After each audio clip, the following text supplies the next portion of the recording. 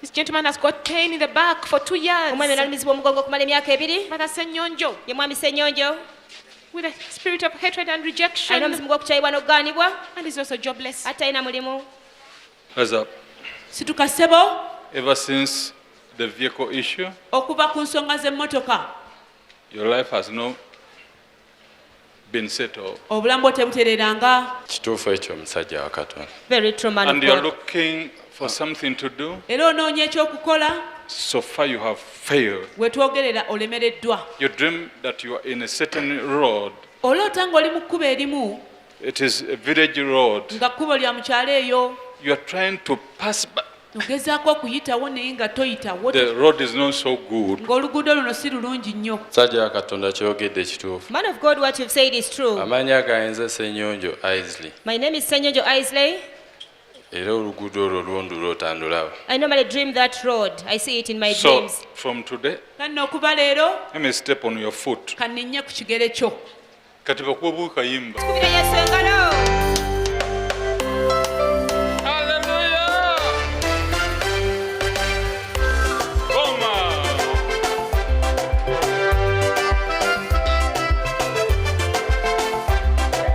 Goma!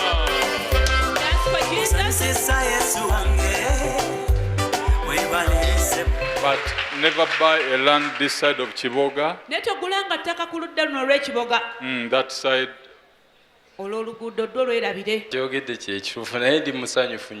you've said is all very true, and I'm so happy. I could not believe that you could see what is inside me. Have faith in God. 9:9 of 1 Samuel. Read for him. Formerly in Israel, when a man went to inquire of God, he spoke thus: "Come, let us go to the seer, for he who is now called a prophet was formerly called a seer." 15. Now the Lord had told Samuel in his ear the day before Saul came, saying, "Tomorrow, about this time, I will send you a man from the land of Benjamin, and you shall anoint him commander over my people Israel, that he may save my people from the hand of the Philistines. For I have looked upon my people, because their cry has come to me." So when Samuel saw Saul, the Lord said to him, "There he is, the man of whom I spoke to you. This one shall reign over my people." Then Saul drew near to Samuel in the gate and said, "Please tell me, where is the seer's house?" Samuel answered Saul and said, "I am the seer." I am the seer. ekyobunabbi kyontuusizzaako nondagayo tundu wesiina kugula mataka ate nga mbaddemu n'ebirowoozo ebigulayo Because the prophetic message you've given me saidi z'ekiboga has been so accurate. You have told me places where I shouldn't buy land from, those places in Chiboga, and I've been having this idea of buying land there. n'ensonga y'emmoloka nayo And also what you said, osobodde ogiraba you were able to see the issue of the vehicle. Because this is the issue which frustrated you. And when you dreamt a vehicle and it had a problem in front. Yes. And you say, what is the problem? God, I'm asking you vehicle. I dream a vehicle with a problem in front. God.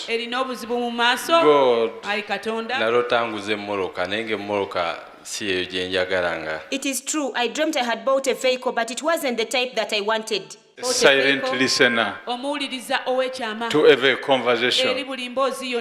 His name is Jesus. They told you people stories of your grandfather. But to recover these things, it is a bit late.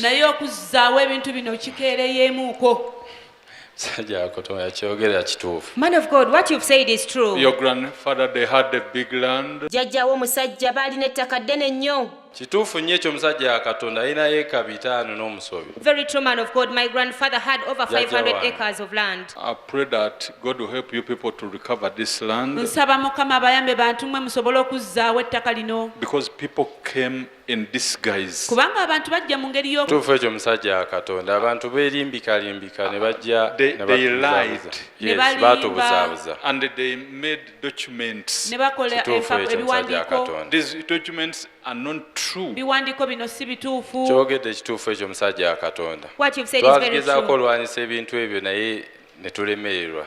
Man of God, what you've said is very true. There are those men who came in And self-pretense. God was watching you people, era katonda yali abalaba abantu mmwe waiting until when you meet his servant Kakande. ng'alindiridde paka lw'olisinkana omuweereza we kakande ekituufu ekyo musajja wa Katonda That's true, man of ettaka God. lyali lya jjajja wange. The land belonged to my grandfather. Oli musajja wa Katonda. You are indeed a man of God. It was a Friday you were arguing with a man who is a bit shorter than you. lwali lwakutaano wali okaana n'omusajja omusajja ono mumpiko ku ggwe And you were talking about me, you people. mwali munjogerako bantu mmwe And I said, but this man, naye n'ogamba naye musajja ono okay, I'll get time and go there. nafunayo obudde ŋŋendeyo mulabe kituufu ekyo musajja wa Katonda. This prophecy issue, naye ensonga zino ez'obunnabbi buno does he see these things? bintu bino abiraba If it is true, bwe biba nga bituufu how does he see these things? alaba atya ebintu bino Does he dream? asooka kuloota Maybe people got there before oba oli awo abantu basooka kugendayo ne and bamulaba they tell him their stories. kituufu ekyo ne musajja wa bamugulira Katonda. ebyafaayo byabwe Now it is me. kakati ku luno I'll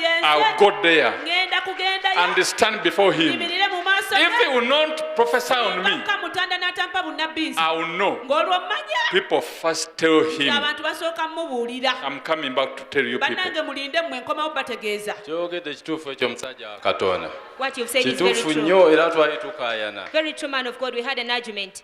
Nakayinkaayana ne mukwano gwange bamuyita Richard ne mugamba nze nja kugendayo era okujja eno nadde size nnyo nti nzize kufuna byamagero nga nze kakasa oba byokola bituufu. Man of God, what you've said is very true because I had a serious argument with that naye friend of mine. kineewunyisiza nti oŋŋambye ne mbadde sisuubira nti obimanyi. My intention of coming here was kinkakasiza not, nti oli musajja wa Katonda era sikyaddamu kuwakana.